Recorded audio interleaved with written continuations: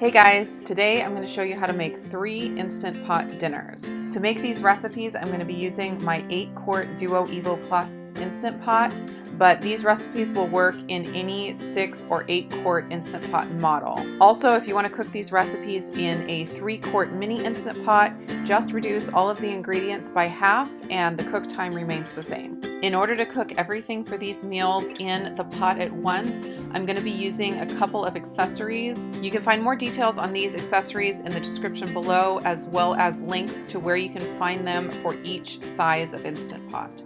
Alright, let's get started with recipe number 1. First up, we're going to make sweet and sour chicken with white rice.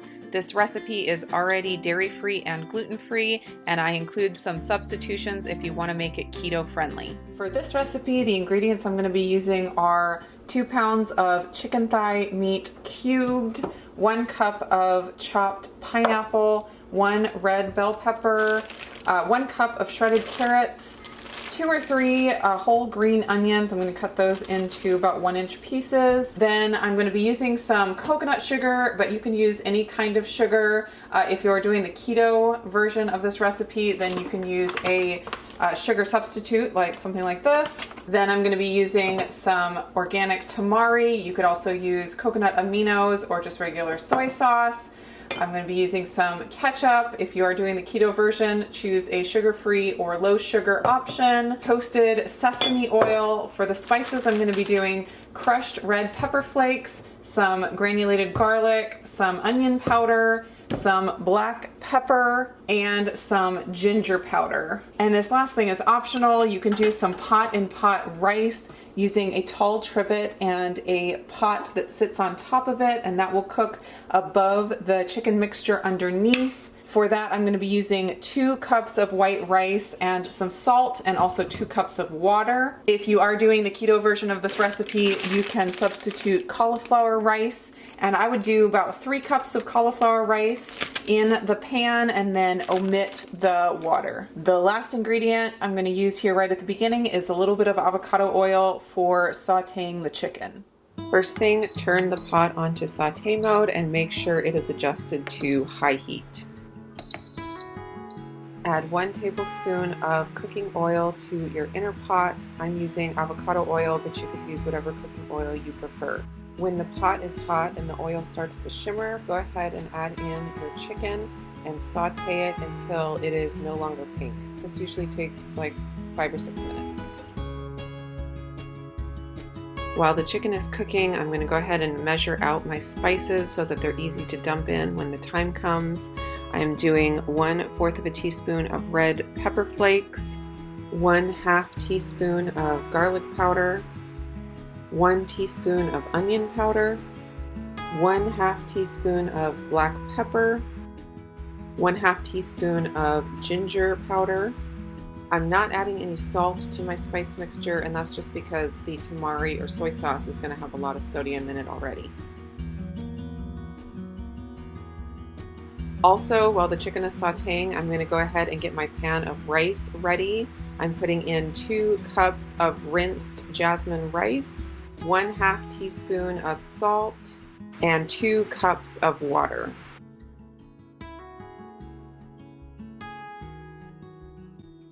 Now that my chicken is cooked and no longer pink, I'm going to add in the liquids. First thing is 1/2 cup of tamari or soy sauce or coconut aminos. Next is 1 teaspoon of toasted sesame oil. Next, I'm going to sprinkle in my spice mixture and give it a good stir. Since sugars and tomato products like ketchup can tend to scorch on the bottom of the Instant Pot, I am adding those in at the end, and I'm not going to stir them into the sauce. They're just going to sit on top while the cooking is done, and then they'll get mixed in at the end. For the measurements, I am using 1/2 cup of ketchup and 1/3 of a cup of coconut sugar. Now it's time to place the rice in the pot. Just putting my tall trivet in the inner pot, press it down into the ingredients, and then set the pot of rice on top. Now lock the lid and make sure the pressure release valve is in the sealing position. Don't forget to hit cancel to turn off the saute mode. The cook time for this recipe is 8 minutes on high pressure.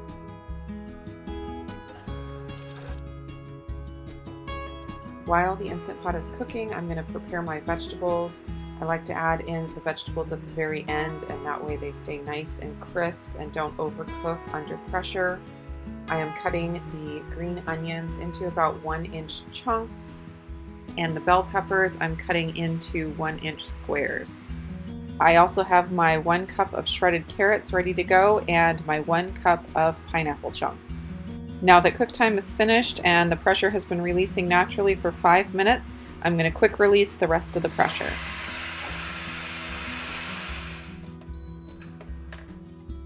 Sorry about the steam. That is one of the hazards of pressure releasing with the Instant Pot. The rice is perfectly cooked, and now I'm going to add the pineapple and vegetables in with my chicken.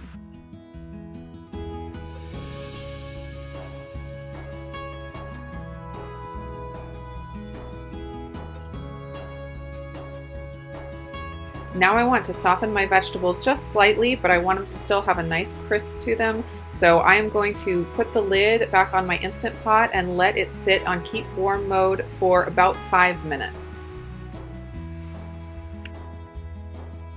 And that's all there is to it. The chicken is fall apart tender, the vegetables still have a nice crisp to them, and the rice is perfectly cooked.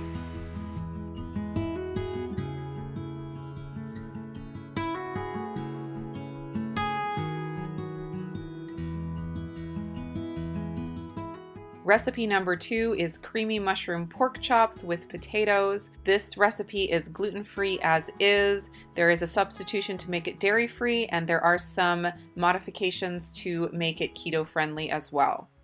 For this recipe, I'm going to be using 2 pounds of boneless pork sirloin chops, 10 ounces of sliced mushrooms, 1 medium onion diced, some vegetable broth, although you could use chicken broth or water if you don't have any broth on hand. The spices I'm going to be using are some onion powder, some garlic powder, black pepper, salt, and some fresh thyme. You could use dried thyme if that's what you have on hand as well. I'm going to be searing my pork chops with a little bit of avocado oil at the beginning, and then at the end I am going to be adding in some heavy whipping cream.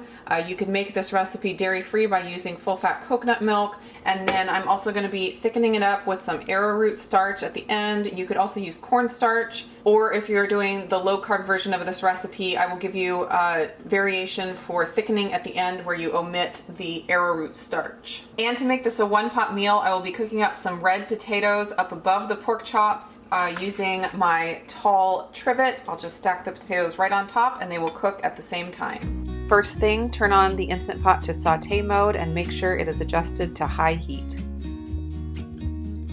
Add 1 tablespoon of oil to the inner pot and let it heat up. While it's heating up, go ahead and season your pork chops with salt and pepper on both sides. Once the pot is hot, go ahead and start searing your pork chops. This takes about 4 minutes on each side, and you will have to work in batches because they won't all fit at once. While the pork chops are searing, I am just preparing my thyme leaves. I'm using 1 tablespoon of fresh thyme leaves, and if you don't have those on hand, you can do 1.5 teaspoons of dried thyme. This would also be a great time to chop your onion and slice your mushrooms if you haven't done it already.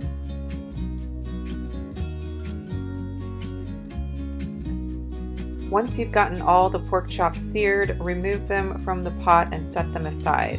Add in your onions and mushrooms and saute for about 3 minutes.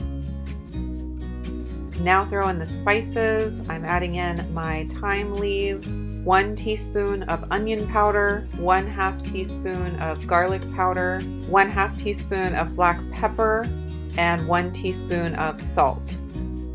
Saute for 1 more minute and then add in 1 cup of broth. Now add the pork chops back to the pan and try to cover them with the liquid and the onions and mushrooms. Now to cook the potatoes above the pork chops, I'm putting in my tall trivet and layering my potatoes on top. If you are doing the keto version of this recipe, omit the potatoes and you can substitute them with chunks of spaghetti squash. Just cut your spaghetti squash in half and take out the seeds, and then cut the spaghetti squash into pieces small enough so that they fit on the top of the trivet without obstructing the lid. Lock the lid, make sure the valve is set to the sealing position, and don't forget to press cancel to turn off the saute mode. The cook time for this recipe is 14 minutes at high pressure, and once the cook time is finished, I will let it natural pressure release for 5 minutes before I open up the lid. While the Instant Pot is cooking, whisk together 1/2 cup of heavy cream or coconut milk if you're doing the dairy-free version, and 2 tablespoons of arrowroot starch or cornstarch. If you are doing the keto version, just get your 1/2 cup of heavy whipping cream ready and don't worry about the starch. Once the cook time is finished and the pressure has been releasing naturally for 5 minutes, go ahead and quick release the rest of the pressure. Remove the potatoes and the tall trivet. Remove the pork chops from the inner pot. Press cancel to turn off the keep warm mode, and then set your Instant Pot to the saute setting on high. If you are doing the keto version of this recipe, go ahead and leave your pot on saute mode and let the pot simmer until the liquid has reduced by about half. That will give you some thickness without having to add any starch to thicken. It usually takes about 10 minutes. Now whisk in the cream and starch mixture and just bring it barely up to a simmer. It'll thicken pretty quickly, and you don't want to boil it heavily after you've added in the cream. Once it has been brought up to a simmer and has thickened up, you can go ahead and add the pork chops back in to the mushroom sauce, and this meal is ready to go.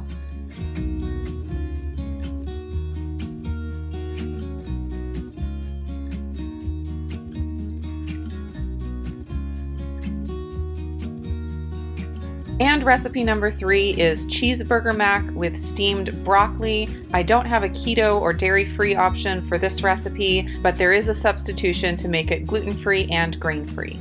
For this recipe, I'm going to be using 1 pound of ground beef, and I'm going to saute that up in a little bit of avocado oil. I have 1 pound of macaroni pasta, but if you want to go grain-free, you can use some chickpea pasta. The only change to make is use 12 ounces of the chickpea pasta instead of 16 ounces of the regular, but keep all the other measurements the same. The spices I'm using are some salt and black pepper, onion powder, garlic powder, and some Frank's Red Hot sauce. The cheesiness will come from 2 cups of shredded medium cheddar cheese and 4 ounces of cream cheese. I also have 4 cups of water back here. Then for garnish, to make it really cheeseburger-like, we're gonna do some chopped red onion, some chopped fresh tomato, and some chopped up pickle. Then to make this a one-pot meal, I'll be cooking some broccoli florets up above the pasta. I'll do this using my tall trivet and my stainless steel pans. And for this one, I'm gonna use the lid just because vegetables cook really fast in the Instant Pot, and I'm just gonna try to insulate them as much as possible so they don't cook too fast and get too mushy. So I'm just gonna be adding my broccoli florets to my pan with maybe a 1/4 cup of water to steam. First thing, turn the pot onto saute mode and make sure it is adjusted to high heat. Add 1 tablespoon of cooking oil to your inner pot and let it start heating up. Once it's hot, go ahead and add in the ground beef and saute that until it is no longer pink. While you're cooking, go ahead and season the ground beef with some salt and black pepper. After about 3 minutes, when the meat is almost cooked all the way through, go ahead and add the spices. We're going to do 1/2 teaspoon of garlic powder, 1/2 teaspoon of onion powder, 1/2 teaspoon of salt, and 1/2 teaspoon of black pepper. Also 1 tablespoon of Frank's Red Hot sauce. Give it a good stir and then add in the 4 cups of water. I have my pasta all ready to dump in, but I don't want it to sit in the water too long before I start the cook time, so I am going to go ahead and prep my broccoli and get that all ready to go before I dump the pasta into the liquid. I just have my 12 ounces of broccoli in my pan and 1/4 of a cup of water and popping the lid on, and that is all ready to go. Now I'm dumping in the pasta and I'm going to give it a quick stir. Now to add the tall trivet into the pasta and set the pan right on top. Now lock the lid and make sure the valve is set to the sealing position. A good rule of thumb for cooking pasta in the Instant Pot is to use a cook time that is 1/2 of the amount of time that is listed on the bag as a cook time. The bag of pasta I have says 6 minutes, so I'm going to do a 3-minute cook time. While the pasta is cooking, I'm going to get my cheese and cream cheese ready to throw in. I'm doing 2 cups of shredded cheddar cheese and 4 ounces of full-fat cream cheese. This is also a great time to get the garnishes chopped up. I'm just going to cube up the pickles and the tomatoes, and then I'm going to cut the red onion into rings. Once the 3-minute cook time is complete, I'm going to go ahead and quick release the pressure. I don't want the pasta to sit on keep warm mode for any length of time because that will make it overcook. Now add in the cheese and cream cheese and stir until the cheeses are melted and smooth. For the broccoli, just drain away the excess liquid and season with salt or whatever seasonings you enjoy on steamed broccoli, and add a little butter and it is ready to go. To serve, heat the pasta into your bowl and then garnish with the tomatoes, pickles, and red onion. Serve with some steamed broccoli on the side, and this dinner is done. Thank you so much for watching. I hope that was helpful, and I will see you again in the next video.